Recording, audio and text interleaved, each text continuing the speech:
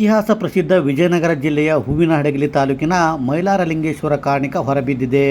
ಸರಿಯಾಗಿ 5 ಗಂಟೆ 30 ನಿಮಿಷಕ್ಕೆ 18 ಅಡಿ ಬಿಲ್ಲನ್ನೇರಿ ರಾಮಪ್ಪಜ್ಜ ಗೊರವಯ್ಯ ಸದ್ದಲೆ ಎನ್ನುತ್ತಿದ್ದಂತೆ ಲಕ್ಷಾಂತರ ಸಂಖ್ಯೆಯಲ್ಲಿದ್ದ ಭಕ್ತರ ಜನಸ್ತೋಮ ಸ್ತಬ್ಧವಾಯಿತು. ಗೊರವಯ್ಯ ರಾಮಪ್ಪಜ್ಜ ತುಂಬಿದ ಕೊಡ ತುಳುಕಿತಲೇ ಪರಾಕೆಂದು ನುಡಿದು ಕೆಳಗೆ ಧುಮುಕಿದರು. ಈ ಕಾಣಿಕ ಕೇಳಲು ರಾಜ್ಯ, ಹೊರ ರಾಜ್ಯ ಹಾಗೂ ಹೊರ ದೇಶಗಳಿಂದಲೂ ಭಕ್ತರ ಮೈಲಾರಕ್ಕೆ ಆಗಮಿಸಿದ್ದರು. ಶ್ರೀ ಮೈಲಾರಲಿಂಗೇಶ್ವರ ದೇಗುಲದ ಧರ್ಮಕರ್ತ ಈ ವರ್ಷದ ಕಾಣಿಕವನ್ನು ಶುಭ ಸೂಚಕವಾಗಿದೆ ಎಂದು ತಿಳಿಸಿದ್ದಾರೆ. ಎಲ್ಲವೂ ಸುಸೂತ್ರವಾಗಿರಲಿದೆ. ಮಳೆ ಬೆಳೆ ಎಲ್ಲವೂ ಕೂಡ ಸಂಪನ್ನವಾಗಲಿದೆ. ರೈತರಿಗೆ ಶುಭವಾಗಲಿದೆ.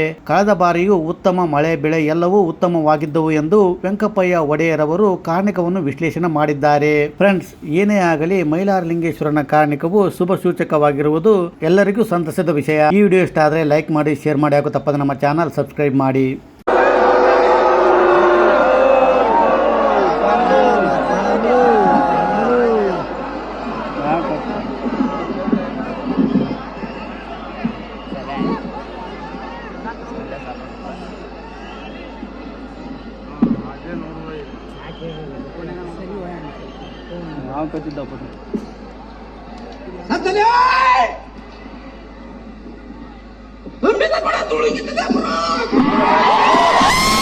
ಹಿಂಬದಿಯಲ್ಲಿರುವಂತ ಎಲ್ಲರಿಗೂ ನೋಡ್ತೇವೆ, ಎಲ್ಲರೂ ಕೇಳಬಹುದು, ಎಲ್ಲರೂ